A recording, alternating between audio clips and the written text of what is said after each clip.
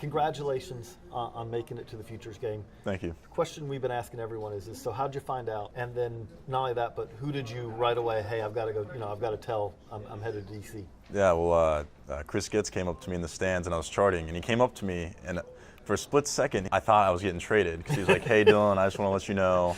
And they said, you're going to the Futures game, and I just smiled, and, that's awesome. You've done this before. You know what that trade thing feels like. Yeah.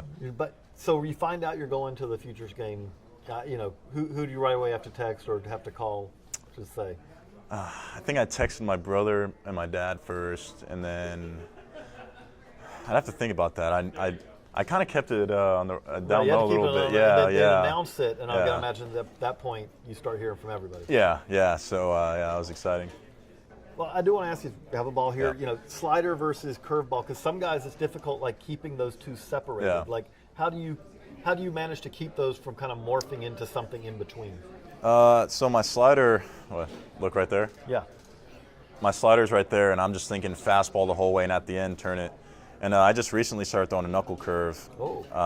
So it's actually on TrackMan. I think it's got 2 or 3 more inches of depth to it than my other ones, so that's been good. So the knuckle curve, the biggest thing is can you, which again, it's your fourth pitch sometimes, so it doesn't have to necessarily as much, but commanding that, throwing that at times. Yeah, I think the curveball is the most taken pitch. So if you can just throw it early for strikes and then bounce it, when you got 2 strikes, it's a hard pitch to hit. The last one I want to ask you also, you face some very, you're going to face great hitters tomorrow, but you face some good hitters kind of coming up through the minors. Yeah.